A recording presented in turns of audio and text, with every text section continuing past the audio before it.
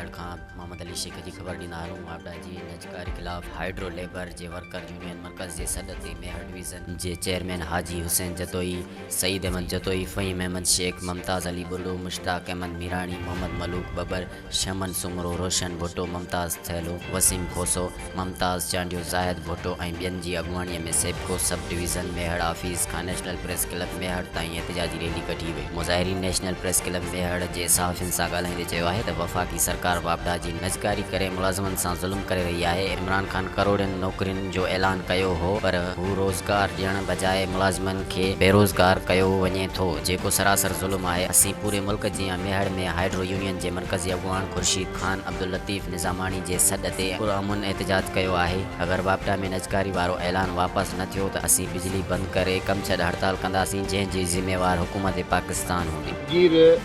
एहतिजाज आहे मज़दूरनि में जेका बेचैनी आहे, जेके ही कंपनियूं प्राइस विझ कनि।